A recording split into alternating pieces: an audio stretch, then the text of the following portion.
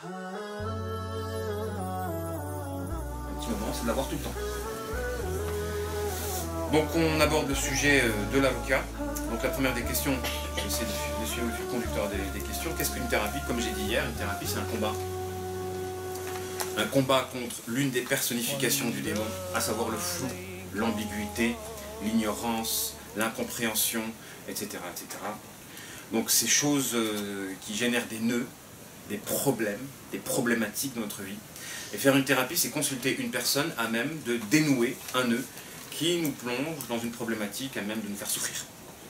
Donc une thérapie, c'est faire une enquête en fait. C'est solliciter une personne compétente, qui a fait de cette discipline-là une spécialité, et qui va essayer, en nous écoutant, de trouver les solutions que nous-mêmes nous ne pouvons pas trouver à notre propre problème. Donc on va solliciter quelqu'un d'extérieur. Donc on sollicite de l'aide.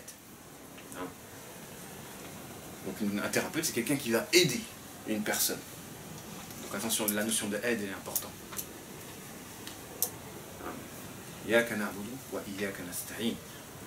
C'est toi qu'on adore et c'est toi dont nous implorons le secours. Donc implorer l'aide, c'est important parce que là on peut se rapprocher du shirk si on n'implore pas d'une bonne manière. La question numéro 2, qu'est-ce que le tawhid culturel? Et en quoi cette notion est fondamentale? C'est vrai que c'est un concept que j'ai lancé, bon, il doit exister, mais moi j'ai donné juste le terme, le concept du tawhid culturel, qui a été validé par des grands savants d'islam, d'ailleurs. C'est que nous avons en réalité dans l'islam, dans le Coran et la Sunna, toutes les informations, les connaissances à même de nous épanouir. Donc ça, il faut en faire un dogme. Et le tawhid culturel, c'est de croire en ça.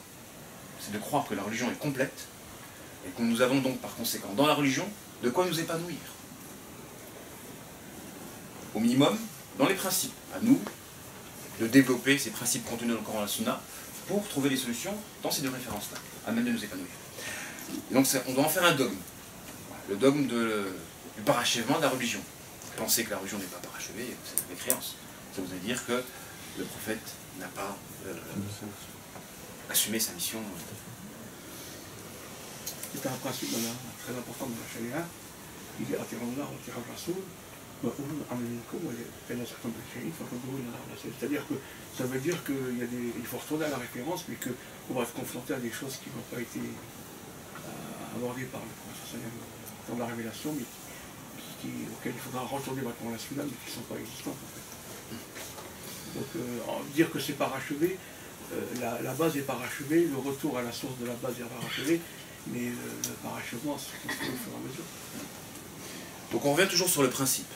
Le principe, c'est que la religion, elle est parachevée, elle est complète. Donc, nous avons tous les ingrédients du bonheur dans notre religion. Donc c'est vrai que ça fait partie de la nature humaine de chercher à guérir quand on est malade, de chercher du secours ou de l'aide quand on a besoin justement d'une assistance. Et normalement, nous avons dans notre religion de quoi combler ces besoins-là. Dans le cas où vous avez des personnes qui cherchent en dehors de la religion des vérités, des connaissances, à même de leur procurer un bonheur qu'ils ne pensent pas dans nos références-là, là on parle de shirk culturel. Donc ça ne veut pas dire que ce sont des mouchriks, parce qu'eux ils vont pas dire que la religion n'est pas complète. Mais leur agissement nous porte à penser cette chose-là. À partir du moment où vous cherchez, en dehors de l'islam, des méthodologies, des méthodes ou des thérapies à même de vous rendre heureux, de vous épanouir, ben c'est que vous pensez que la religion n'est pas complète dans sa mission de vous épanouir. Et automatiquement, qu'est-ce qui en découle? Un complexe d'infériorité. Parce que dès que tu commences à penser qu'en dehors de l'islam, il existe des vérités à même de t'épanouir, tu vas mettre l'islam en bas de cette chose-là. Et donc tu vas commencer à imiter ces personnes-là, détenteurs de discipline à même de t'épanouir. À les imiter. Et le complexe d'infériorité, donc, découle du fait que tu n'es pas fier, ou pas épanoui dans dans ta propre identité. Et donc vous avez énormément de musulmans lors d'aujourd'hui qui tombent dans ce piège-là de penser qu'en dehors de l'islam, il existe des thérapies à même de les épanouir. Voilà. Et des thérapies qui possèdent une culture. C'est-à-dire, parfois, c'est lié à la culture du pays en question, etc. Donc vous allez avoir des gens, ils vont s'imprégner de ces cultures au détriment de leur culture musulmane. Pour définir qu'est-ce que c'est que la culture. Donc ça génère après un complexe d'infériorité. Donc dès que vous commencez à penser qu'une culture est dominante, vous l'imitez, et cette imitation se fait au détriment de votre propre culture. On a tous connu ça. On a tous connu les Américains, c'est la société qui domine la planète, on va imiter sa culture. Voilà, prenez l'exemple du rap. Ça s'est internationalisé. C'est une culture, voilà. C'est des valeurs, c'est des principes, c'est une manière de s'habiller, c'est une manière de parler. Il suffit que Booba il lance un mot, le mot il va rentrer dans le dictionnaire. Tout le monde va l'utiliser. Je pense que c'est devenu une référence pour beaucoup, l'écouter pour beaucoup. Il va sortir un mot qui n'a pas de sens. Je sais pas, tactique ou... Bon, c'est un mot qui a du sens. Mais les gens ils rigolent sur les rappeurs, parce que des fois les gens quand ils chantent, ils font plus des bruits que des phrases. Maintenant c'est devenu ça. Et ça joue carrément sur le lexique des gens. Donc oui, c'est une culture qui dépasse les frontières d'une nation. Qui dépasse les frontières d'une nation. Et là, on devrait se poser la question de savoir qu'est-ce qu'une culture. Est-ce qu'une culture peut rentrer en opposition avec notre religion? Est-ce que ça peut rentrer dans les significations du mot religion? Qu'est-ce qu'une religion? Qu'est-ce qu'un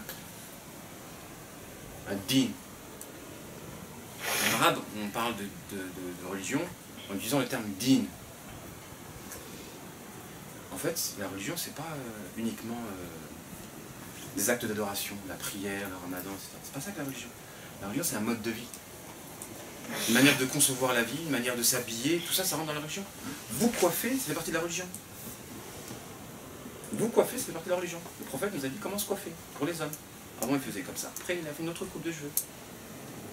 La coiffure fait partie de la culture. Et donc, on est dans une société où la culture, elle subit des modes. D'ailleurs, même les musulmans, maintenant, ils subissent des modes dans la religion. Un jour, je vais faire la mode comme ça, une autre mode comme ça, une autre mode comme ça. C'est la mode pyjama, c'est la mode truc funéraire, c'est la mode des maraudes, c'est des modes. L'islam, c'est pas une mode, c'est pas une activité que je fais le week-end, etc. L'islam, c'est des principes, des valeurs et un engagement à vie. Malheureusement, on est tombé dans le piège de faire de notre religion une culture changeante comme en Occident. Parce qu'en Occident, leur culture, elle change. Au fruit de... Oui. Oui. Mais du coup, aller chez le médecin, ça fait partie aussi du Non, non, non. À partir du moment où ça touche au corps, que la personne est expérimentée, non. Le shirk culturel, c'est de penser qu'il existe des principes à même de t'épanouir, donc je parle du domaine spirituel, mental, etc., en dehors de l'islam. Et donc qui est lié à une culture propre à un pays, etc., que ce soit les Chinois ou les Japonais, ou on va dire avec cette manière de concevoir les choses, tu peux guérir. Donc forcément, ça va se faire au détriment. La médecine physique, elle touche à ton corps. N'importe quel médecin qui peut te soigner, tu vas aller le voir, il n'y a pas de souci. Oui. Et pour vous appuyer, il y a un souvent qui dit que l'islam n'importe pas, mais exporte. N'importe pas, mais L'islam non. n'importe pas de valeurs, mais exporte ses valeurs. D'accord, mais il peut absorber. Oui, il peut absorber, mais peut-être que... Non, ce principe n'est pas vrai. Ce qu'on voit, on a ça dans l'islam, donc on n'a pas bougé, donc on a tout ça dans la culture de l'islam. En fait, il y a une règle dans la jurisprudence musulmane, c'est que tout ce qui ne s'oppose pas au principe, on peut absorber. Donc l'islam s'est étendu, il a absorbé des cultures ou des principes, par exemple tout ce qui était rationnel et helléniste, la philosophie grecque, etc. Tout a été absorbé. Et l'Occident n'a connu la philosophie grecque que par l'intermédiaire des auteurs musulmans. Donc la médecine. À l'époque de l'Andalousie. Donc ils ont découvert la culture grecque par l'entremise des Arabes.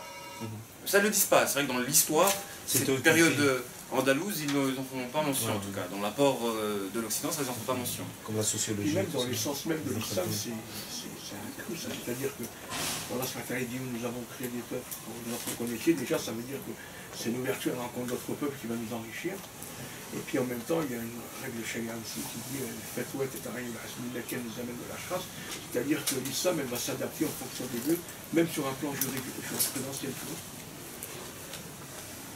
Bah, pas de manière absolue. Non, parce que tu as ce qu'on appelle dans les hukm, tu as thubout et tu as morona. C'est-à-dire que tu as des textes juridiques qui sont figés et le morona qui sont élastiques, qui vont s'adapter en fonction de ce qui permettre justement cette possibilité. Après, les gens ils vont utiliser cette porte-là pour pouvoir permettre des choses qui ne sont pas permises. Voilà. Qui est-ce qui définit les choses qui sont fixes et les choses qui sont variables? C'est vrai ce que tu dis, le principe il est vrai. Pour permettre... Ouais, le principe il est vrai. Mais le problème c'est que les gens vont élargir les champs du variable en essayant de grignoter sur les gens du fixe, sur les choses du fixe. Et là, ben, on défend la religion. Mais c'est dans le principe, dans le fond c'est vrai. Qu'est-ce que je voulais dire juste avant? Il y avait une idée que j'ai perdue. C'était sur la culture. La culture, oui. Ouais. Alors j'avais une question derrière, mais non, ma question c'était, donc tu parles de culture effectivement, mais la culture majoritaire qu'on apprend c'est à l'école, enfin c'est ce que je suppose, et du coup pour pouvoir s'épanouir dans l'islam il faut passer par d'autres biais, s'enrichir à côté, et c'est peut-être délicat dans le monde actuel, en tout cas dans le pays actuel, ou pas, enfin je suis pas trop convaincu de ça. Très bon. L'école, même l'environnement, c'est plus tes amis, hein. C'est plus le quartier, etc. Ça dépend. C'est là où tu vas passer plus de temps qui va déteindre énormément sur toi. La question, bon, pour reprendre voilà, sur le principe de l'islam absorbe, tant que ça ne s'oppose pas à nos principes. L'islam peut absorber et développer. On a tous du positif. Et les gens, ils ont des domaines de spécialité. Et l'islam est là, enfin, en tant que musulman, on absorbe le meilleur et on le développe. Donc il y a des domaines. En fait, c'est vrai que la religion a trois piliers, enfin 3 degrés. Le degré de l'universel, c'est propre à tous les êtres humains. Donc, et d'ailleurs, quand on fait la darwa, on doit respecter les étapes. La première étape, c'est le degré de l'universel. Dieu existe, etc., les valeurs universelles. Le degré confessionnel, propre aux gens du livre, chrétiens, juifs, musulmans, est le degré du légal, propre uniquement aux musulmans. Quand on prêche l'islam, on ne doit pas commencer par le légal. Parce que c'est pas comme ça qu'Allah a procédé. On commence par l'universel. Le paradis existe, l'enfer existe, Allah existe, c'est tout, l'unicité divine. C'est comme ça que c'était à la période mécoise. Le domaine du légal, c'était à la fin. Après, le confessionnel. Donc il faut respecter des étapes. Si les gens vous emmènent dans un débat en commençant par le domaine du légal, ils vous poussent, vous, à ne pas être sage, à ne pas respecter les étapes dans la transmission du message. Donc il y a des gens dans l'universel, ils sont très compétents, etc., qu'on peut absorber et développer ces choses-là, et même apprendre de... La deuxième étape, m'a dit. Confessionnel, C'est quoi? propre aux gens du livre, juste chrétiens musulmans. D'accord. Donc la monothéisme, D'accord. Et la troisième? c'est le légal, c'est-à-dire la loi musulmane, Ah non, oui, la jurisprudence. la jurisprudence musulmane, qui est propre aux musulmans. C'est-à-dire les lois, les Voilà. Qu'on a dans notre loi que les gens du livre n'ont pas. Qui est propre à nous. Donc ça se développe comme ça, en fait. On commence par l'universel. Hein, en fait, les choses universelles, c'est l'humanisme. L'humanisme. Mais pas l'humanisme qui fait abstraction de Dieu. L'humanisme, c'est ce qu'on a en commun en tant qu'être humain. Et quand on fait de la darwa, on prêche, on doit commencer par ça. Surtout pour des gens qui ne sont pas musulmans. Sur les principes universels. Je ne sais pas si on dit universaux ou universel. Universel. Tu peux répéter le deuxième, s'il te plaît? Confessionnel. Le aqli, le milli et le shari. C'est ces 3 étapes.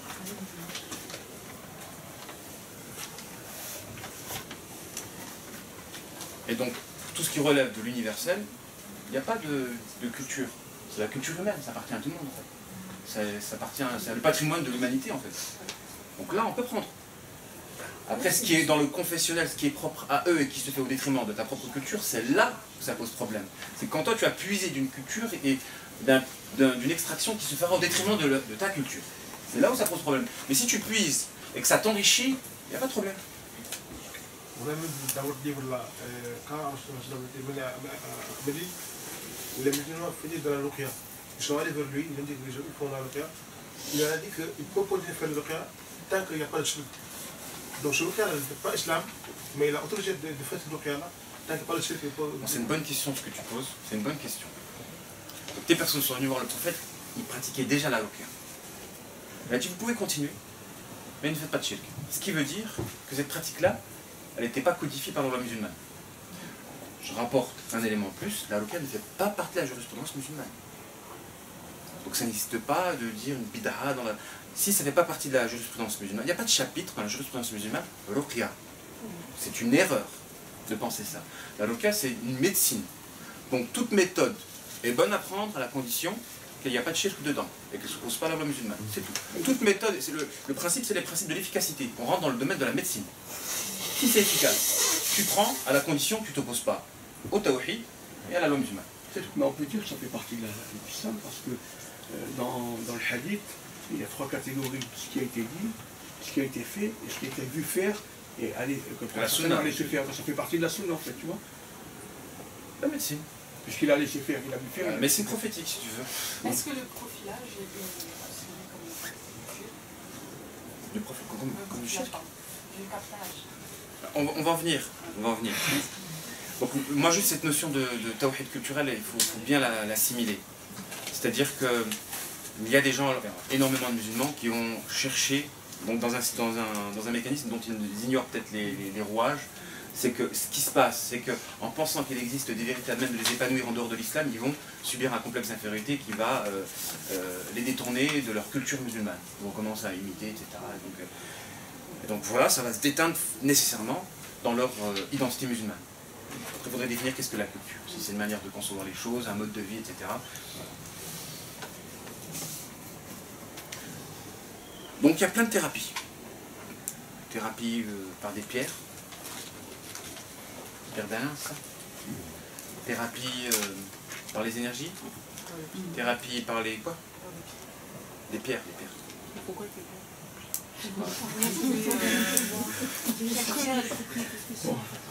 On sait que ça existe, après on n'a pas... Donnez-moi des exemples de thérapie. Énergie, plantes, magnétisme, hypnotisation, Numérologie. acupuncture.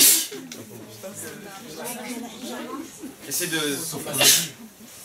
Sophrologie, numérologie, captage, réflexologie. Je sais pas si l'hypnose ça rentre dedans. Si, hypnose. Donnez-moi tous les quoi? Reiki. Reiki, exactement. Quoi d'autre? Yoga. Les choses qui sont le plus à la mode. Comment? Comment? Je sais pas comment ça se fait le yoga. Je peux donner une intervention. Le yoga, en fait, c'est lié directement au bouddhisme et tout ça. Donc ça veut dire qu'il y a toute une philosophie païenne derrière. Il y a même des incantations maléfiques à des entités. Il dit c'est lié au bouddhisme, etc. Donc il y a des incantations et toute une philosophie derrière. Tout à fait. Ouais. Forcément, vous allez vous éloigner de l'islam en adoptant ce type de... Comment on explique que les gens... Et vous avez des gens sur internet, ils font des thérapies juste avec leur YouTube, je vous assure, ils vous envoient quelque chose. Ils vous regardent dans les yeux, regardez-moi dans les yeux, je prends votre mal, je le prends dans ma main, je le remets ici, et ils vous hypnotisent. Malgré dans le virtuel, il arrive, ouais. Parce que j'ai regardé la personne, je dis, oulala, il commence à m'absorber, qu'est-ce qui se passe? Donc je vois qu'il fait quelque chose. Ouais. Parce que dans ça... Les gens ils sont bien. Beaucoup disent qu'après du yoga, après des choses comme ça, Au début. je suis bien. Bah, c'est l'effet drogue en fait. Voilà, c'est ça. C'est l'effet drogue. La personne dès qu'elle va prendre la drogue, elle va se sentir bien. Et les soucis reviennent après. Tu bois de l'alcool, tu mets tous tes soucis, tu te sens bien. Les soucis viennent. C'est l'arnaque. Ça peut être l'arnaque du shaitan, ça. C'est l'arnaque. Donc le bien-être n'est pas un critère, justement, c'est la question qui suit, d'ailleurs. Sur quel critère doit-on se fixer pour mesurer la fiabilité d'une thérapie? La question, c'est sur quel critère doit-on se fier pour mesurer la fiabilité d'une thérapie? La résolution d'un psychomatique. La sincérité. c'est clair, l'efficacité. C'est clair que c'est le meilleur des critères, mais je mets de côté ce critère-là. Ça, c'est la... Je vais en citer 3. Si vous en rajoutez d'autres, il n'y a pas de problème. Le premier, c'est les principes de la thérapie. Est-ce qu'ils reposent sur de bonnes références ou sur la raison? Les principes de la thérapie. En quoi consiste la thérapie? Donc vous devez poser la question. En quoi consiste la thérapie? Si la personne elle vous dit la thérapie par les pierres d'Alain, c'est de toucher ces pierres-là parce qu'elle a des propriétés, donc c'est accorder des propriétés thérapeutiques à quelque chose d'inanimé, bon, le principe il n'est pas bon. C'est vivant les pierres, c'est une matière, comme une matière noble, vivante, non? Alors, il faut que tu démontres en quoi la pierre peut avoir telle vertu. Par une référence de la révélation ou rationnelle. Rationnelle, de la démonstration, etc. etc. Si tu le démontres, bah, c'est comme si tu démontrais que tel fruit il a telle vertu, telle vertu, telle vertu, etc. Parce que c'est démontré par la pharmacie, par les études pharmaceutiques, etc., etc. Donc tu démontres soit par la raison, soit par la révélation. Si tu ne peux pas ni par l'un ni par l'autre, boum, c'est faux. Boum, c'est faux. On ne se base pas. Après, c'est le démon, il peut te faire croire que tel machin a telle propriété, etc. etc. Et on parle aussi des matières nobles comme le bois, qui a des vertus un peu, ça peut être apaisant, le fait de toucher. On en vient. Même les gens se collent aux arbres. On touche le doigt. Je te jure, c'est vrai que Vous êtes là-dedans? Ah oui. pour des câlins aux arbres et tout. Donc j'ai vu des photos, les gens ils s'accoladent avec les arbres, je sais pas, C'est l'effet placebo, ça. Ils croient tellement que ça marche. Non, c'est lié à des anciens cultes païens. Remonter les Touche de voix, l'expression, par exemple. Donc attention, le principe. Attention, le principe. Déjà, si ça s'est jamais fait par nos ancêtres, nos plus prédécesseurs, là on rentre dans l'innovation. Donc après, il faut le démontrer rationnellement. De toute façon, s'il y avait dû bien le faire, nos ancêtres nous auraient précédés, ceux qui appartiennent à la meilleure des générations. Donc déjà ça. Et 2, rationnellement parlant. Donc c'est clair qu'il va y avoir des connexions esprit-esprit, mais des djinns peuvent rentrer dans les arbres. Les arbres qui étaient adorés à l'époque du prophète, il y avait des diables à l'intérieur. Ils peuvent être esprits, à l'intérieur, ils peuvent avoir un esprit. Donc vous commencez à faire ça, votre qarin il va rentrer dans l'arbre, vous avez copulé avec votre qarin en embrassant un arbre en fait. Le duo al-qarin est arrivé fort en 2020. Il a réussi à rentrer dans les arbres pour les pousser à se mettre dans les arbres. Faire attention. Le qarin il veut une relation symbolique, virtuelle. Je l'explique à un moment donné, il y a une personne qu'on avait traitée, il avait des tocs. Il faisait tout le temps comme ça. Vous ne comprenez pas, ça voulait dire quoi ce toc? Quand on a fait la roca, on a vu qu'il avait une djinnia qui était ici. Il l'embrassait en fait, mais il ne savait pas qu'il l'embrassait. Donc le toc s'explique. Le toc, il s'explique. Et donc quand vous allez avoir des gens qui vont avoir un agissement anormal, je vais embrasser un arbre ou je vais m'accoler sur un arbre, etc. Il y a quelque chose qui explique, il y a une force qui pousse à cela. Donc quand c'est pas rationnel et c'est pas démontré par la révélation, il y a peut-être un démon qui vous pousse à faire un acte qui n'est pas normal. Pour l'autisme aussi, quand les autistes, ils ont des tocs, c'est ça aussi? Non, l'autisme c'est autre chose. L'autisme c'est autre chose. C'est autre chose. Voilà, l'explication de l'autisme. C'est des enfants qui ont beaucoup savoir. Après, c'est un rapport avec les parents et je pense que c'est Ouais, pour préserver ce que vous disiez, c'est préserver l'enfant. Voilà, c'est la lecture que je en donnais. L'autisme, c'est une protection. Il est protégé d'un éventuel... Et ça, l'explication de l'autisme, c'est par l'étude de la sourate de la caverne. Pourquoi El-Khadir a tué un enfant? Et lui, par sa science, il savait que plus tard, il allait faire ça, ça, ça, ça, ça. Donc l'acte injuste de tuer un enfant s'est trouvé justifié par une projection sur le futur. Donc il peut y avoir des épreuves qui peuvent toucher des enfants, où, par cette épreuve, l'enfant est protégé de son propre mal dans le cas où il n'aurait pas été autiste. Ou l'inverse, il a mal compris. Voilà. Mais imaginez un enfant, très souvent c'est lié avec soit le parent ou le grand-parent. Très souvent le grand-parent de l'enfant. Imaginez par projection, le grand-parent, une sorcière. La maman elle est sorcière, et sa fille elle va avoir un enfant, elle a fond sur l'enfant de sa fille, comme si c'était son propre enfant. Elle fait une projection mentale. Et toute la négativité de cette sorcière-là va venir vers l'enfant, à cause de cette sorcière.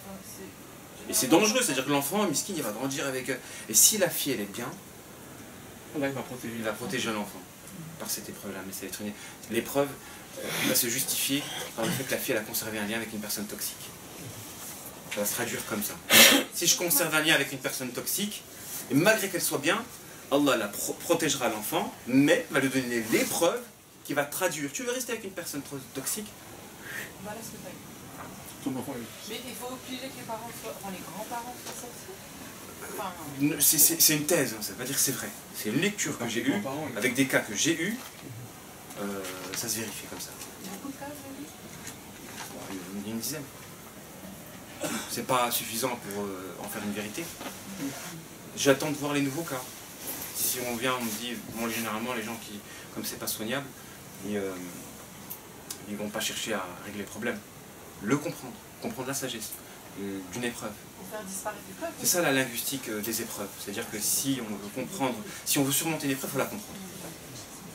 Voilà. À partir du moment où vous avez une relation toxique et que vous l'entretenez, assumez les conséquences de cette relation toxique. Ça va se déteindre automatiquement sur vous. Et vaut mieux, ça se déteint sur le physique, par une maladie physique, que sur une maladie du cœur. Parce que, bah oui, l'exutoire, enfin la charge négative, soit elle se traduit en actes. Par exemple, j'avais connu une personne en thérapie qui subissait une pression, parce qu'elle fermait les yeux sur la toxicité de son père. Elle est devenue folle. Elle subissait la toxicité de son père qui a fait des attouchements envers elle, etc. etc. Et du coup, comme elle était pieuse, elle est devenue folle. Ça a touché la tête, le mental. Donc en fait, comme la charge négative ne s'est pas traduite, parce que si elle aurait concrétisé la négativité de son père, elle serait restée normale, par contre elle serait devenue perverse. Elle n'est pas devenue perverse. La charge négative, il faut que ça s'évacue. Elle est restée en elle. Ça a touché le mental. Évacuation par dérèglement, paranoïa, obsession, etc. Et ça peut s'enlever, ça? La relation toxique. Tous les problèmes, c'est les relations toxiques. 80% des problèmes, c'est les relations toxiques. En fait, bon, dans ce séminaire-là, on a parlé du fait qu'on peut avoir un moteur spirituel. C'est pas obligé de rompre une relation toxique, bien qu'il faut la condition que ce soit profitable, même pour le parti opposé. Mais on peut être confronté à une situation où on n'a pas le choix. Et on peut canaliser. C'est rare, comme je vous l'ai dit hier, de trouver vraiment la personne qui nous correspond à merveille, etc. Puis on n'a pas choisi nos parents. Voilà, c'est difficile. Et la culpabilité aussi. La culpabilité, c'est très difficile. Vous savez que la culpabilité, ça fait perdre la tête. Lever la main sur un parent. Il y a des gens qui vont en psychiatrie direct parce qu'ils ont levé la main sur leurs parents. Beaucoup de jeunes, vous les retrouvez dans les hôpitaux psychiatriques à Gennevilliers ou à Argenteuil, etc. Ils ont levé la main sur leur mère. C'est traumatisant. Tu aimes ta mère, tu as levé la main sur elle. Le chétan, il veut que tu passes à l'acte. Que dans un coup de folie, tu lèves la main sur ta mère et il revient dans ta tête. Oh, t'as fait ça, t'as fait ça, t'as fait ça. Tout est déréglé dans ta tête, c'est un choc. Oui, mais dans les critères la catégorisation de la violence, il y a ce qu'on appelle aussi la violence de culpabilité. Comme il y a la violence d'abandon, la violence de dévalorisation, et la violence relationnelle. Il y a des violences qui sont aussi puissantes que la violence physique. On a dit de faire violence que sur le physique, mais la violence de culpabilisation, elle est très très puissante. C'est l'une des voies par lesquelles beaucoup de gens... Donc la culpabilité est motivée par le tien. Là oui, il te pousse à un acte. Très souvent la culpabilité mène à des maladies. Il y a une culpabilité qui peut être saine, celle qui te pousse à honorer tes engagements, tes valeurs et tes principes, et tu as une culpabilité qui te dépouille de ton énergie, qui peut te rendre malade. Donc c'est une arme. Tu mets dans une impasse. Le pervers narcissique, l'une de ses armes pour pouvoir vous avoir, c'est de la mesquinerie. Vous faire pitié. C'est de la manipulation en fait ça. Ouais, tu vois, concernant les enfants qui ont un autisme, certains quand ils font des crises, ils ont énormément de tocs. C'est pas possible. Ils crient et tout. Comment les calmer? C'est très difficile. Parce que le problème de l'autisme se situe au niveau de la compréhension. Il y a un handicap au niveau de la compréhension, du langage, de la compréhension. S'il a mal, il ne sait pas pourquoi il a mal. C'est difficile, il n'a pas compris pourquoi il a mal. Comment? L'aider à avoir moins de toc, qu'il ait moins de toc en fait. Moi, j'ai jamais traité à accompagner une personne autiste, mais je sais que comme c'est au niveau de la compréhension, c'est difficile. Et bon, il est innocent, parce que ça le dépasse. Imaginez quelqu'un qui est autiste, il a faim, il a mal au ventre, et il ne sait pas qu'il faut manger pour que tu aies plus mal. Donc il va faire une crise parce qu'il a mal au ventre, parce qu'il a faim. Parce qu'il n'a pas fait le rapport entre la douleur du ventre et la faim. Vous avez mal au ventre, qu'est-ce que vous faites? Vous allez prendre une pomme, vous allez la croquer. Ben, l'autiste, il ne peut pas faire ça. Il va faire une crise. Et le plus important, c'est la bulle qui se constitue. Bon, il y a plusieurs degrés. C'est là, il y a... Mais c'est vrai qu'il y a le syndrome d'Asperger. C'est autre chose. C'est autre chose et ça, c'est lié à la maman, ça. Ouais, il peut être très intelligent. Ça, c'est bien sûr, ça peut être très intelligent. Mais la gestion, c'est vrai que du trouble, c'est une épreuve quand même. C'est une épreuve. Même cette intelligence chez l'autiste, ça fait un principe de compensation. Il est divisé d'un côté. On en revient sur les différents critères qui nous permettent de déterminer la fiabilité d'une thérapie. Le premier des critères, c'est les principes. On est d'accord là-dessus? Il faut voir si la thérapie, elle est vraie dans ses principes, que ce soit par l'entremise de la référence qu'est le Coran, la Sunna, ou la raison. Si rien ne démontre que telle chose a des vertus, il ne faut pas croire en ces vertus. Sinon, on commence à rentrer dans le shirk, etc. Ou le shirk astral, c'est le fait d'attribuer un pouvoir à une chose qui n'a pas ce pouvoir-là. Tu penses, je donne un exemple, donnez-moi un exemple de quelque chose de naturel qui a un pouvoir qu'on connaît par la récurrence ou par la démonstration. La magie, les clous de girofle, qu'est-ce que ça soigne les dents ou pas? C'est un anesthésiant. Voilà. On le sait par l'expérience que les clous de girofle ont ce pouvoir anesthésiant. Donc, si on conseille à une personne de prendre du clou de girofle pour avoir l'effet anesthésiant s'ils ont des douleurs aux dents, on n'est pas dans l'erreur. Parce que c'est démontré, etc. Donnez-moi un exemple où on va attribuer une vertu à quelque chose qui n'a pas cette vertu-là. Donc c'est comme si je disais, par exemple,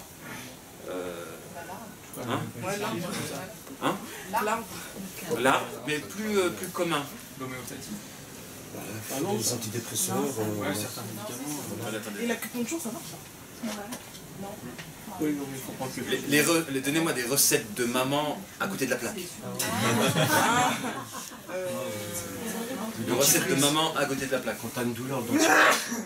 Hein? Le dentifrice, quand t'as une douleur. Une brûlure. Voilà. Ouais, ça, c'est à côté de la plaque. Ouais, non, ça calme la douleur. Avec un exemple, par exemple, moi j'ai vu une vidéo sur internet où un enfant s'était noyé, c'était en Chine, et le gars pour réanimer, il a pris l'enfant sur son dos, il courait. Et là la vidéo c'était pour se moquer des gens qui ne savaient pas faire de massage, l'important de la science, de massage cardiaque, etc. Il a pris l'enfant sur les pieds comme ça, puis il faisait des footings. Et c'est vrai qu'on a mal au cœur quand on voit la vidéo. Ils auraient pu. Là, il a survécu parce que les gens qui sont venus, ils ont fait le massage par la suite. Mais les gens, ils ont eu mal au cœur de l'ignorance de certaines personnes qui vont s'improviser médecins et qui vont attribuer des vertus à des choses qu'ils n'en ont pas, qui vont plus tuer qu'autre chose. Un exemple. Comment?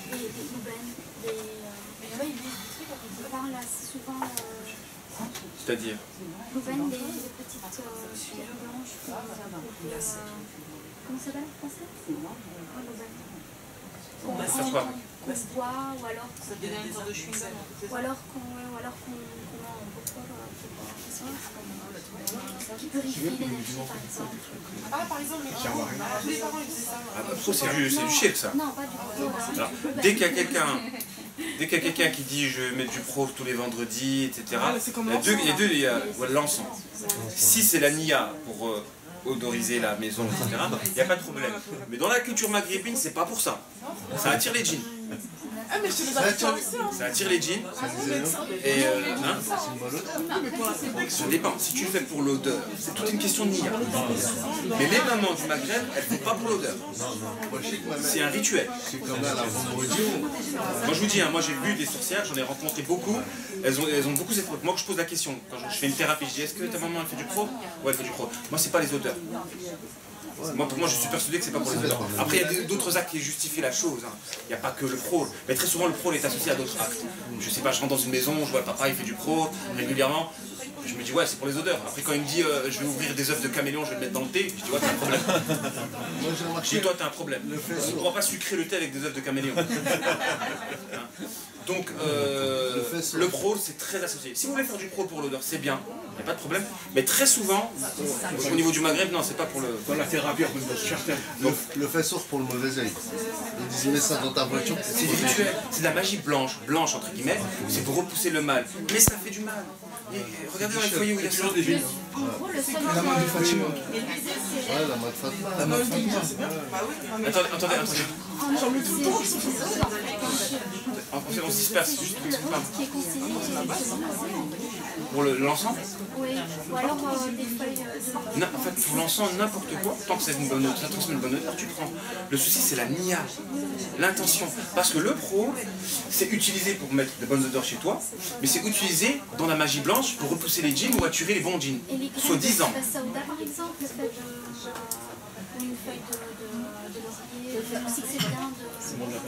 En fait, tout dépend. Il y a des épices qui sont bonnes. On se concentre, Inch'Allah. On se concentre, Inch'Allah. Il y a des épices qui sont bonnes. Mais tout dépend de l'intention qui anime ton acte dans l'utilisation de cette épice-là. Le cumin. Le cumin est utilisé dans la magie blanche pour faire venir un bien-aimé. C'est utilisé dans la magie blanche pour faire en sorte qu'il y a de l'amour, etc. Toi, le cumin, tu peux l'utiliser dans un plat, dans ci, dans ça. Et voilà. Hein?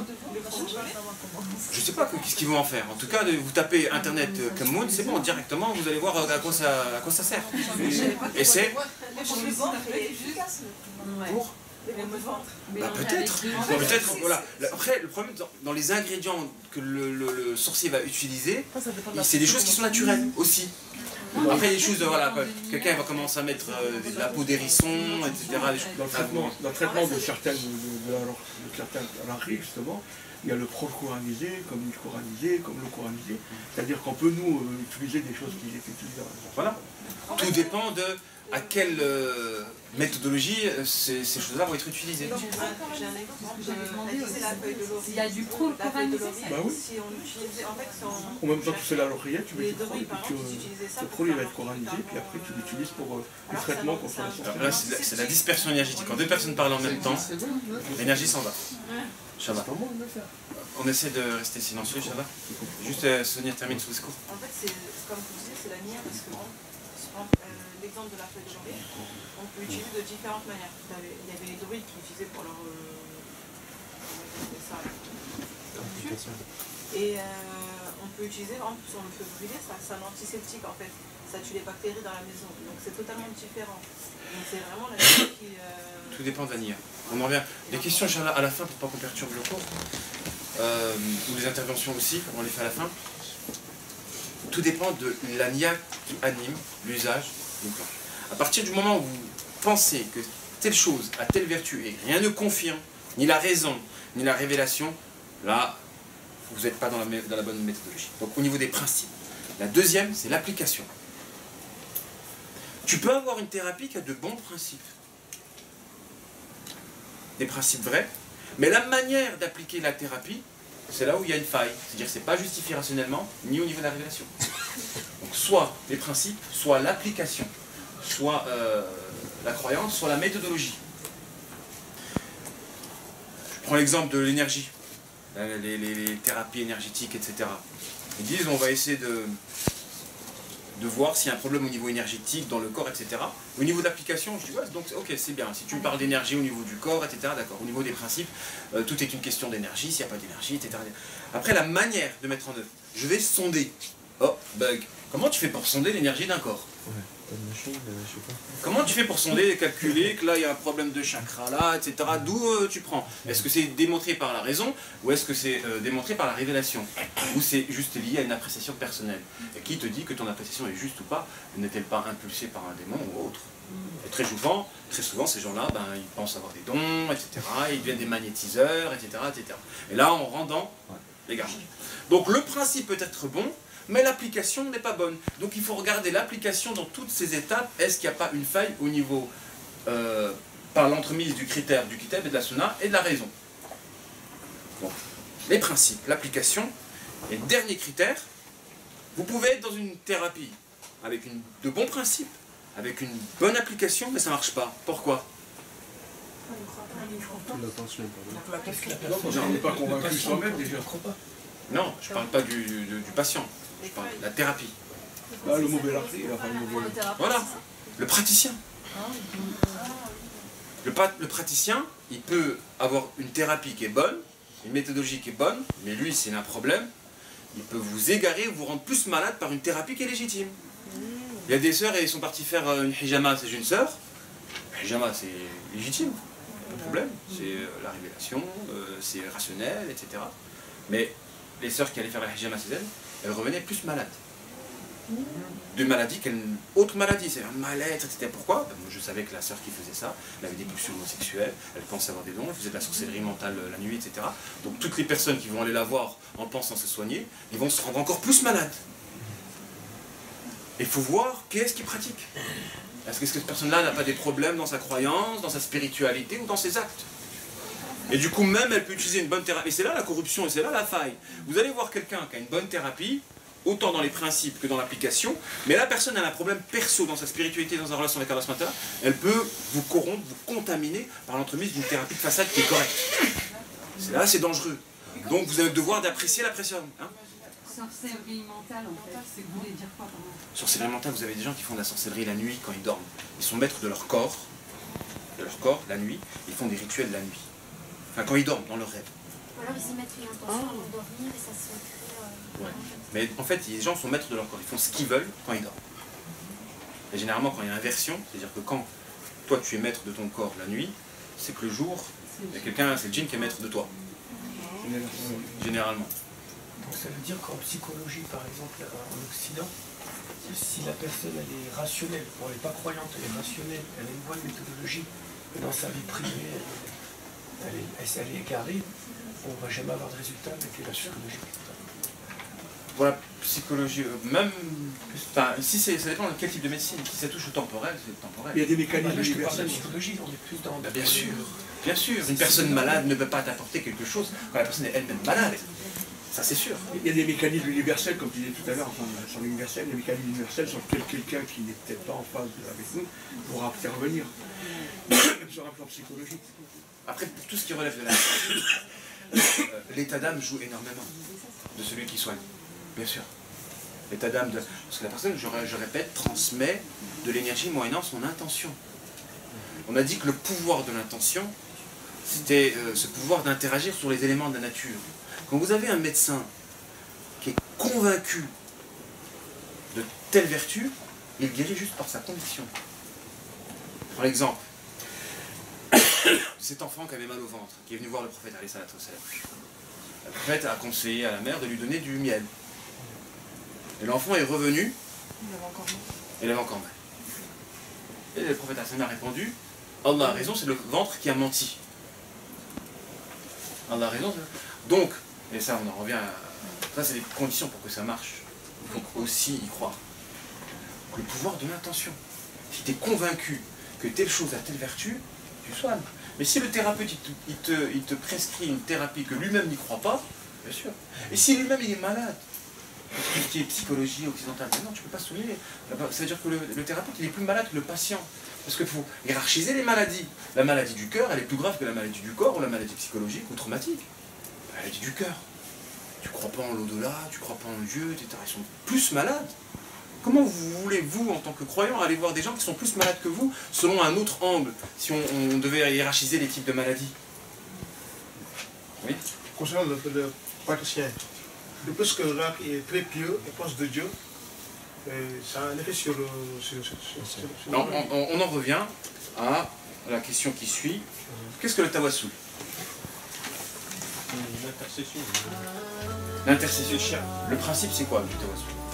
C'est quand une personne elle a une bonne relation avec Allah, et à travers cette relation, elle arrive justement à... Il devient un pont. Les saints. Les relations autour d'elle, elle arrive à projeter ça en fait. C'est ça.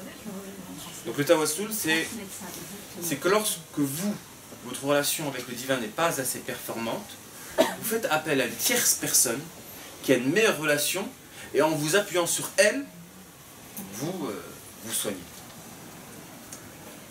Ça a des conditions, le tawassul. Parce que là, hein? Je vais expliquer les conditions du vrai tawassul.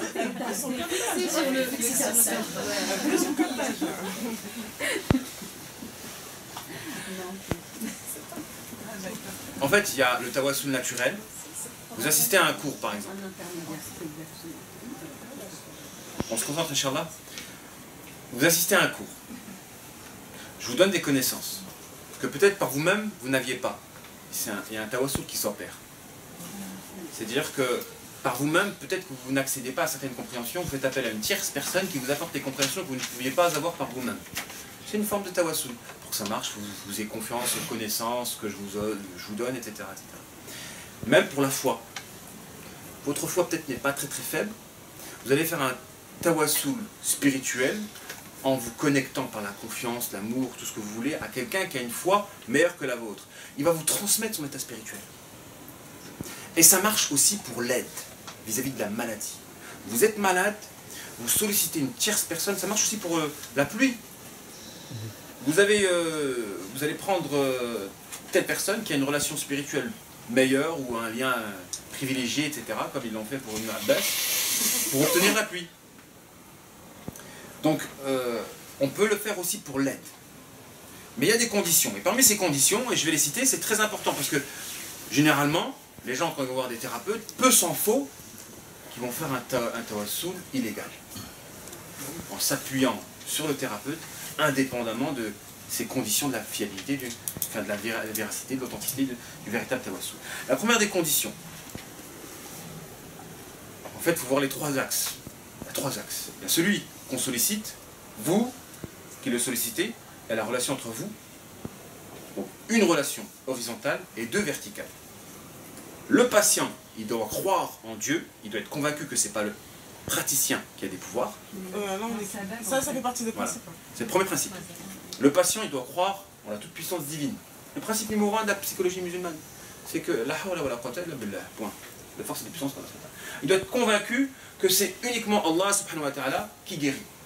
C'est pas le praticien qui est le pouvoir. Malheureusement, on a des gens, ils vont croire que c'est le docteur qui guérit. Ils vont faire carrément un culte au docteur. Docteur, qu'est-ce que je dois faire là? Et si je fais pas ça, etc. Ils sont dans l'obsession, dans la paranoïa, etc. Ils rendent ouf le docteur. Ils harcèlent. Pareil pour des raquis, etc. Après, les gens, ils en profitent. Bah oui, quand vous avez des gens qui sont à vos pieds, bah, vous abusez. Premier des principes. Être convaincu qu'il n'y a de force et de puissance qu'en Allah, que seul Allah guérit, et que ce n'est pas le praticien qui guérit. Second des principes. Ayez confiance. Alors, du second des principes, il faut que le praticien soit proche d'Allah, soit pieux, d'une piété démontrée. Alors on ne peut pas mesurer la piété de quelqu'un quand il est véritablement pieux, parce que sa spiritualité va la cacher. Par contre, il faut qu'on ait des témoins que ce n'est pas un charlatan. Voilà. L'expérience, les compétences. Il faut qu'on ait des témoins, il faut que ce soit avéré, que ce ne soit pas quelqu'un qui est charlatan. Et comme les gens sont souvent attaqués aussi. C'est-à-dire que comme ils sont souvent attaqués, c'est-à-dire que il y a toute une réputation par les créatines qui est faite autour d'une personne justement pour que les gens n'aillent pas vers elle, parce que justement c'est... À vous de mesurer par vous-même. Voilà, à vous de mesurer par vous-même de la compétence d'une personne ou de la piété d'une personne. Ne vous fiez pas au on dit. Mais de toute façon, Allah SWT vous donnera toujours des témoins. Donc, la compétence du praticien, votre croyance et la confiance en lui. En gros, prenez l'exemple du Roulam, du petit enfant, qui pouvait faire des miracles, guérir l'aveugle, etc., et qui disait toujours je ne fais rien de mon propre chef. Si tu crois en Allah subhanahu wa ta'ala, je vais invoquer pour qu'il te guérisse. Donc, tu crois en Allah subhanahu wa ta'ala, ta confiance en moi, j'invoque pour toi, et l'affaire est réglée, tu retrouves la vue, tu guéris de la lèpre, etc. Trois critères. Donc c'est quoi le problème? Comment? C'est quoi le problème? La relation d'histoire, la confiance en lui. En praticien. Ah, au travail. Donc tu as confiance en lui. On cherche le salaire en fait. Et c'est vrai que dans beaucoup de thérapies, ben, il y a ces principes-là qui vont se faire. Alors quand vous avez un praticien qui n'est pas pieux et que vous avez confiance en lui, ben, ça ne va pas marcher. Ça peut même détendre sur les patients. Ah bah oui, il y a des gens qui partent pour se soigner et rentrent encore plus malades. Ils rentrent encore plus malades. Moi j'ai vu Oui, mais comme la foi, ça monte et ça descend, comme ça devient des professionnels aussi. Donc, il y a un niveau en dessous duquel on ne descend pas, mais c'est des gens qui sont humains et donc qui ont leur faiblesse. Il y a des praticiens qu'on abuse aussi. Enfin, qui aiment cette état de j'ai un pouvoir, ils se font arnaquer par Chétan. J'ai un pouvoir, je suis partie de l'élite, etc. J'ai un don. Dès qu'ils commencent à parler comme ça, c'est mort. Mettez une croix. Mettez une croix directe. Si vous avez un praticien qui vous dit je suis différent de vous, moi je vous dis, hein, il y a des gens peut-être ici parmi, ils peuvent être plus compétents. On va essayer de les trouver, enfin, on va essayer d'apprendre à vous connaître pour voir si parmi vous il y a des gens qui ont des facultés. On est tous équivalents. Les gens qui commencent à faire de l'élitisme, moi j'appartiens à... Est-ce que tu as eu une autorisation divine pour faire l'avocat? Oui, un frère m'avait dit ça. Une autorisation divine. Tu communiques avec Dieu? Que tu as une autorisation divine pour faire l'avocat? Et toi aussi tu peux communiquer avec Dieu. Ils se lancent dans la thérapie parce que moi ce que je dis, c'est que si vous avez des aptitudes à être de bons mentalistes, il faut les utiliser dans le bien. Parce que vous êtes convoité par les démons pour que vous les utilisez dans le mal. Oui, mais c'est ça en fait. Est-ce que c'est forcément... dans nos ancêtres, il y a eu quelqu'un qui a fait de la sorcellerie c'est la question qu'a parlé de tout à l'heure. C'était qui? C'est comme ça qu'on explique. Pour ces vertus qu'ils ont aujourd'hui, c'est par rapport aux ancêtres. Mais quand tu vous dis qu'ils vous... Après, il faut utiliser le défaut en qualité. Il faut transformer. Voilà. C'est-à-dire que eux, le suivi... En fait, c'est des gens qui sont à la porte entre les deux mondes. Ils ont une sensibilité. Ils peuvent entendre des djinns. Ils peuvent discuter avec eux. Ce qu'un quelqu'un de normal, avec la sensibilité, ne peut pas faire. Donc à partir du moment où tu as une porte et djinns, waouh, avec eux, je peux atteindre des humains. Donc il faut que j'utilise et je fais un pacte avec eux pour pouvoir rentrer avec les humains. Et si la personne a une piété et ne fait pas ça, et si même la personne rentre dans le djinn, oh, c'est un travail. Ça nous aide. Si je fais de la loca, on peut la transformer en bénédiction. voilà. C'est-à-dire que moi, si je fais de la loca avec des personnes qui ont ces vertus-là, les loca, je les termine vite. Allez, dis-moi comment ça se passe à ça. C'est réglé. Mais en même temps, il faut de la piété, bien sûr. Ils sont conscients qu'il y a un djinn qui leur donne des informations? Non, ils se connectent. En fait, ils ont... Après, expliquer le mécanisme de l'humain, c'est compliqué. Mais ils arrivent à... Ils sont dans les deux mondes, quoi. Mais l'apparence, elle compte. Tu vois, ils le ressentent. C'est-à-dire non, c'est la piété et la sincérité. Plus la sincérité. Vous pouvez être sans être voilé, être très compétent dans l'intérieur. Après, Chétan va attaquer au niveau des failles, mais c'est plus les failles au niveau des péchés de l'ordre de la libido. C'est plus ça. Les chayatines se nourrissent plus par les péchés de la libido. Il peut faire une roca. Il peut faire la thérapie. C'est pas sur ça, c'est pas sur la cigarette que le diable va se renforcer. Non mais c'est pas des péchés où le diable il se renforce par les orgasmes, essentiellement par des orgasmes. Essentiellement. Il peut, et les péchés de la langue. Les péchés de la langue. La médisance. D'accord. Les péchés de la langue. Parler, échanger, mais pas forcément faire de la médisance, mais par exemple échanger avec des sœurs et tout. Mais c'est pas non, il n'y a pas de mal dedans. Il n'y a pas de mal là-dessus. Non, la toxicité. Comment? Tant que tu t'empêches la complète. Non. C'est-à-dire, bah oui, ça vous empêche, ça vous bloque dans la vie. Beaucoup de blocages sont liés à des relations toxiques. Est-ce que le mentalisme... En fait, si on est éprouvé, Allah, il ne va pas nous éprouver pour rien. Il faut qu'on trouve le sens de l'épreuve. Il faut trouver la faille. Mais la faille, peut-être, elle n'est même pas en toi. C'est que toi, tu continues à espérer en quelqu'un qui ne mérite pas ton espoir. Ça, c'est une faille. C'est-à-dire que la faille, elle n'est pas en toi. Toi, tu peux avoir une bonne spiritualité, une bonne pratique. Mais parce que tu fermes les yeux sur une de tes relations, la négativité de la personne, elle revient en toi. Ça se traduit en blocage dans ta vie. Et c'est pas dans ta spiritualité propre, c'est par ta relation. On dit que la faille, elle est toujours... Hein? Elle est bloquée à cause de ça, oui. On dit que la faille, elle est toujours au niveau de la harida.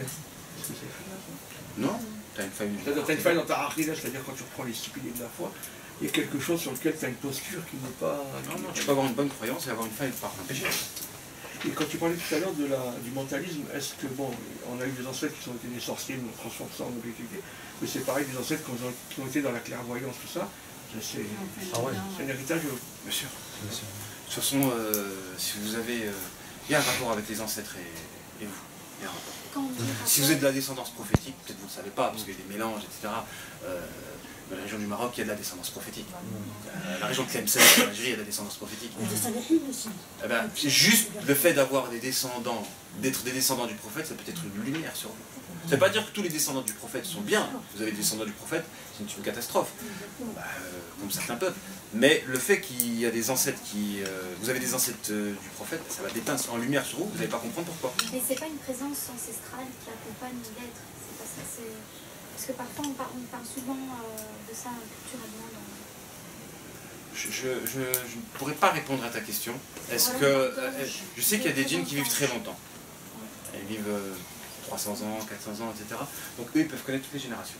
C'est intéressant parce que tu dis... Ils peuvent connaître plusieurs générations. Donc il y a quelque chose en commun. C'est possible. Est-ce que c'est le même qarin qui suit, qui perpétue, ou est-ce qu'on a un qarin qui... Ça, j'ai pas la réponse. Et même les textes scripturaires ne disent pas si le qarin démoniaque, c'est le même toute ta vie. Ou est-ce qu'il évolue? Les sources ne parlent pas de ça. Ou est-ce qu'il peut changer? Les sources ne parlent pas de ça. Ou est-ce que le qarin que tu as, c'est le même de ton ancêtre? Oui, il y a les reproductions de schéma. C'est-à-dire que le diable de ton parent, il va faire en sorte de rentrer en toi quand il va pousser ton parent à se suicider, par exemple. Si ton parent il se pousse à se suicider et que toi tu es traumatisé, le diable du parent il revient chez l'enfant qui a été traumatisé, c'est le même. Il va faire en sorte qu'il fasse les mêmes erreurs. Voilà. C'est ça la reproduction de schéma. Mais dans la perspective... Comment? Vous pouvez interpréter comme ça, le sens. Dans la perspective. Mais la reproduction de schéma, il n'y a pas de sorcellerie, c'est naturel. Si le parent il a fait quelque chose à même de te traumatiser, et que il revient chez l'enfant. Et il va faire les mêmes erreurs et les mêmes bêtises. Dans la perspective. Il reproduit la même chose. C'est ça, on appelle ça une reproduction démoniaque par la reproduction d'un schéma. Dans la perspective de ce que pour faire le lien à ce que tu disais hier sur les femmes du prophète Salem, c'est qu'en fin de compte, quand tu as... C'est une question quand même, hein, quand tu as une ascendance, on va dire, prophétique, ancestrale, en fin de compte, il y a une démultiplication, c'est-à-dire à partir du moment où tu te connectes à la lumière, c'est-à-dire au divin, il y a une démultiplication, c'est-à-dire l'amplification justement de cet héritage-là. Et de notre côté, quand tu sors complètement du truc, il y a une démultiplication aussi de la malédiction. Parce que justement, tu vas en complète contradiction, donc il y a une démultiplication, comme les femmes du prophète Salem, qui ont un double châtiment du fait de ne pas avoir... Et comment justement couper cette malédiction isocaline ou du schéma répétitif? On dit souvent casser la chaîne. Casser la chaîne. C'est la chaîne, c'est ne pas refaire ce que le parent a fait. Ok, d'accord. Mais on parle souvent en disant des fausses croyances. Quand on pense sur le plan psychologique, de ne pas penser à, comme vous dites, au sein de nos familles, si on a tellement de temps de divorce, on dit qu'est-ce qui se passe. Vous voyez, vraiment, pour ne pas répéter toujours ce processus qui, on a l'impression qu'il nous colle à la peau alors qu'on n'a rien fait, on va dire, si vous comprenez, sans rentrer dans la psychose. C'est pour ça que dans le profilage, voilà. J'essaie de comprendre tout ça. Dans le profilage, il y a 3 étapes. Il y a avant la naissance, il y a pendant la grossesse et l'enfance. Ces 3 étapes-là qui sont déterminantes dans la vie. En 0-12 ans, j'ai eu la puberté. Donc avant, comment les parents étaient? Ça détaille sur le profil. Sur la nature. Ouais. Avant, c'est-à-dire que l'agissement du parent, avant même que vous existiez, il était participatif de la constitution de votre personnalité. Ah donc ça veut dire que si par exemple on était un enfant agité quand on était petit, il est fort probable que notre enfant soit agité quand il est petit? Non, c'est pas ce que je dis. C'est que si vous avez rencontré votre futur mari, et là il y a beaucoup de problèmes, vous vous êtes embrouillé avec lui, coup de couteau, etc. Et après il y a la rage, etc. Ça peut déteindre sur votre enfant. Après la grossesse, encore plus. La grossesse, attention. Il y a des enfants, ils peuvent être malades, même l'autisme. Moi j'ai soigné un garçon. C'était un enfer pour les parents. C'était un enfer. Il est placé dans des hôpitaux à Bruxelles, etc. Parce qu'il démarrait au quart de tour. Dès qu'il était blessé, je me rappelle, on était rentré chez lui, il y a eu un accrochage entre lui et son père, il a commencé à sauter en l'air, juste en haut, il a tapé les trucs par terre. Waouh! En fait, c'était trop l'amplitude entre la petite blessure émotionnelle et son agissement. Il sort dehors, quelqu'un le regarde dans les yeux, il va le taper direct. C'est quelqu'un de très dangereux. Les parents étaient dépassés. Et puis le pire, c'est que l'enfant, il a ce comportement-là, on a envie de le jeter. Après, il pleure comme un enfant, non, c'est humain. Il joue sur l'émotionnel. Je vais essayer de comprendre. Qu'est-ce qui s'est passé pour qu'il devienne... Hein? C'est la conception. C'est ça. En fait, il y a un rapport entre l'enfant et le parent. Et il y a des preuves dans la jurisprudence. On le verra par rapport au fait que dans la tombe, des personnes peuvent être châtiées indépendamment de leur agissement si vous avez des proches qui les pleurent. Si vous avez des gens qui les pleurent en haut, la personne peut être châtiée par l'intensité des pleurs. Vous pouvez dire, Aïcha, elle s'est opposée à ce hadith-là. Non, chacun est responsable de ses propres agissements, on ne va pas porter le fardeau de quelqu'un d'autre. J'ai étudié donc leur cas, j'ai fait la thérapie, qu'est-ce qui s'est passé, etc. Donc la grossesse. Durant la grossesse, la maman, elle s'est fait frapper par son époux qui était alcoolique, au point où elle a désespéré, angoissé, ne plus croire en Dieu. C'était une convertie. Elle croyait plus en Dieu, elle avait la rage contre tout le monde, etc. Et l'enfant est né dans ce contexte-là. Et donc l'enfant, en réalité, c'est le fruit de cette injustice et de cette situation lors de la période de la grossesse. Ils sont en train juste de vivre les conséquences de leur manquement lors de la grossesse. Et s'ils patientent cette épreuve-là, peut-être Allah leur pardonnera cette injustice de la violence vis-à-vis de... Mais l'enfant innocent là-dedans. Bah, quel est son statut? Alors d'aujourd'hui, c'est vrai qu'on ne peut pas dire qu'il est normal. Il n'est pas normal. C'est marrant. Hein? Ah, il a un trouble. Mais c'est un... Psychopathe, je dis ça parce que je connais un enfant comme ça, mais c'est pour ça que ça me... Psychopathe, ça se rapprochait de... Non, là on rentre vraiment dans le... Non, on se rapproche de l'autisme là. C'est un enfant, il est dans... Ouais, ça va, tu vas bien, etc. Il faut le prendre... Même s'il a 20 ans, il avait 20 ans. Hein. Il avait 20 ans. Ah, il avait 20 ans. La personne, il est fort, il est costaud, il fait de la boxe. Il regarde quelqu'un, pourquoi tu me regardes comme ça bizarrement? Il va le taper direct. Mais il fait du mal alors. Ah, il est dangereux. La notion d'autisme, c'est de protéger. Ah ouais, mais je dis ça se rapprocherait de symptômes de ce sens-là, c'est-à-dire que voilà, ça dépend de l'environnement. Et il peut être violent, très violent, casser la table, etc. etc. Et c'est vrai que c'est choquant, c'est dangereux.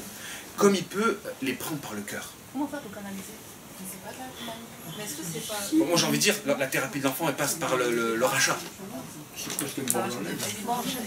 De la douleur de la mère.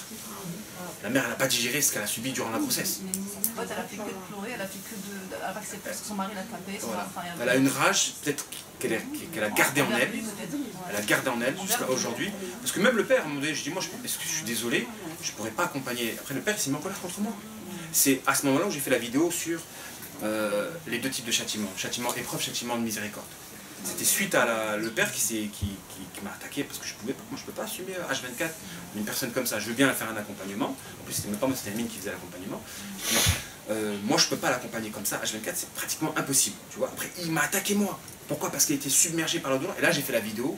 C'est une vidéo que j'avais fait en 2017 sur l'épreuve de châtiment, l'épreuve de miséricorde. Quand on est éprouvé, soit c'est un châtiment, soit c'est une miséricorde. Et comment on peut détecter la différence entre les deux? C'est est-ce que tu te mets en colère face à ton épreuve? J'avais dit ça dans la vidéo. Si tu te mets en colère et tu cherches un bouc émissaire, c'est que ton épreuve est un châtiment par rapport à ce que tu as fait. Donc si tu veux faire ta thérapie, rattrape-toi de ce que tu as fait. Peut-être que c'est pas réglé. Donc attention à la grossesse, il faut que ça se passe bien. Il faut que vous soyez en paix, pas d'embrouille durant la grossesse, c'est fondamental. Non, franchement, c'est fondamental parce que vous jouez sur l'équilibre de l'enfant. Vous jouez sur l'équilibre. Il n'y a pas que la grossesse, il y a aussi 0-12 ans.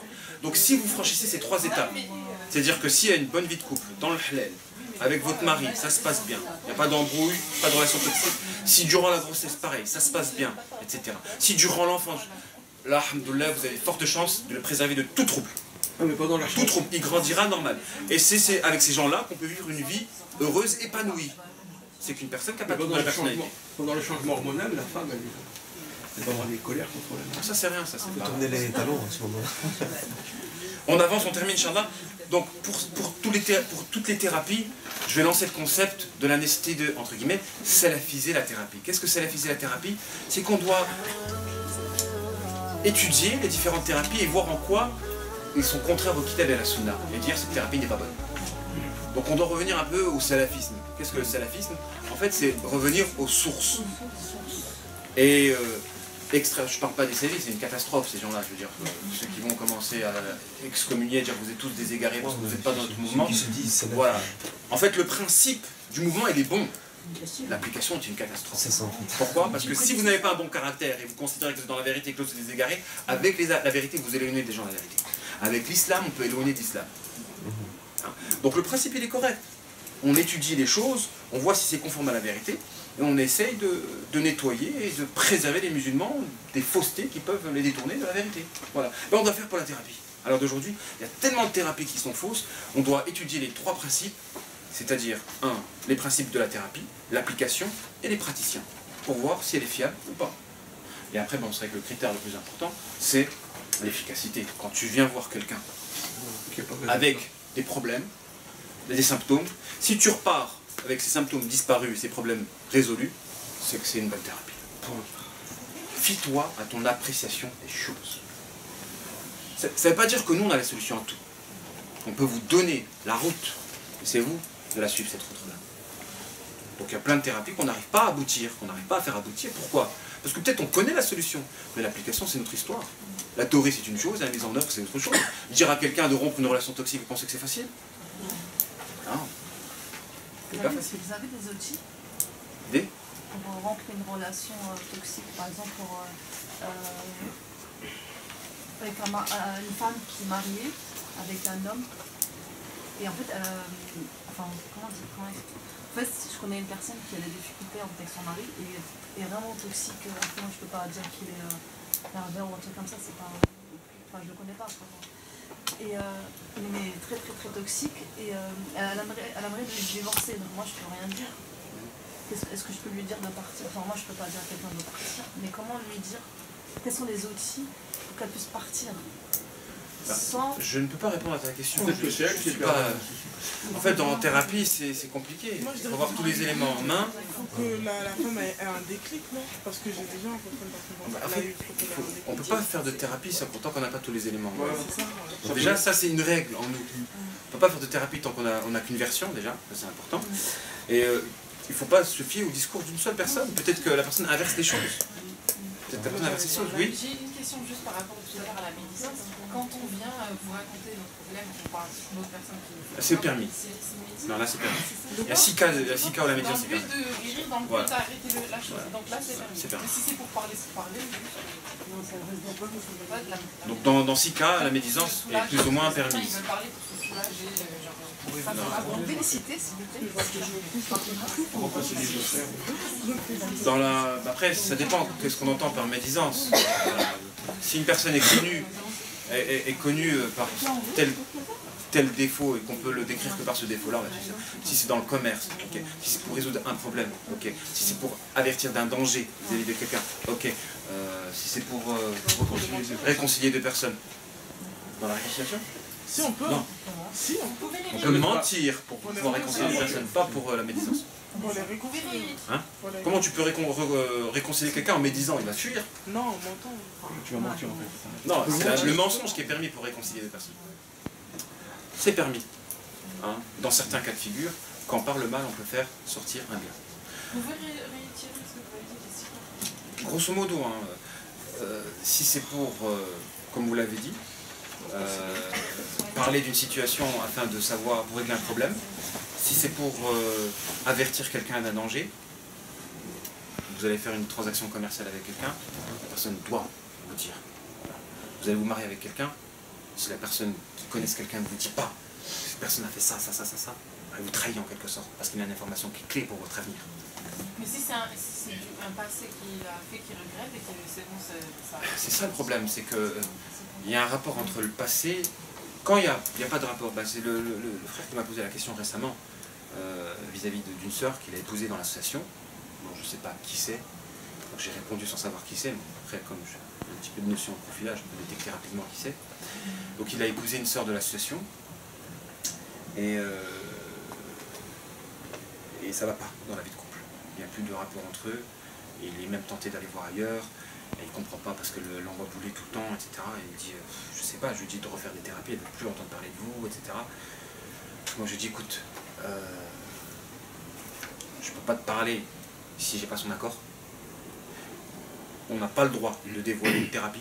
C'est la responsabilité, oui, c'est privé, mais c'est lourd. Si c'est le cas que je pense, c'est un cas très lourd. Si je lui dis, il va la divorcer. Moi je ne sais pas qu'ils se sont mariés, je ne savais pas qu'ils étaient mariés. Hein. Donc maintenant, c'est privé, nous on fait des thérapies, elle a été soignée, elle s'est libérée de ça. Maintenant, si je dis au frère, d'ailleurs il faudrait que je coupe ça de la vidéo, si je dis au frère ce qu'elle a fait, ouais, de toute façon c'est ce que j'ai dit dans l'article. Hein. J'ai dit ce que j'ai dit dans l'article. J'ai dit si je dis, elle est coincée la fille. C'est entre vous quand vous êtes mariés.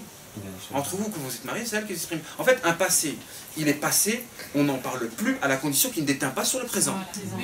Ça c'est autorisé. C'est-à-dire que si, admettons, une soeur veut se marier avec quelqu'un, elle a un passé. Elle dit juste, j'ai un passé, je me suis repenti, j'ai pas envie de revenir là-dedans. C'est le frère. Il n'a pas fouiné. Il n'a pas fouiné. Après, il a le droit de savoir, et il a le droit, enfin, la fille a le droit de ne pas répondre aussi. De ne pas répondre. Mais à partir du moment où c'est un passé et que la personne s'est repentie, normalement, il n'y a pas de problème. Elle n'a pas à mentionner tant que ça ne déteint pas sur le futur. À partir du moment où il y a un rapport entre le passé et le présent, ça sabote la vie de couple. Ça veut dire qu'il y a un pont mental entre ce passé qui déteint sur le présent. Là, il faut en parler. Là, il faut en discuter. Peut-être pas directement parce que ça peut casser un projet qui vient de se construire, mais là, il faut qu'elle refasse des thérapie. C'est ça? Ça ressemble au profil fatal? Profil fatal, c'est vrai que c'est des gens. Oui, c'est ça, c'est ça. Que ce soit un passé traumatisant ou... C'est une bonne analyse. Voilà, le profil fatal, c'est quelqu'un qui a des entrées de négativité et qui les redistribue. Et du coup, en gros, vous coulez, le frère il s'est marié, il est en train de couler. Mais les personnes fatales, souvent, elles sont aimées. C'est-à-dire la personne les aime, elle les aime d'une manière et elle n'est pas mauvaise Ouais, elle n'est pas mauvaise. La soeur n'est pas mauvaise.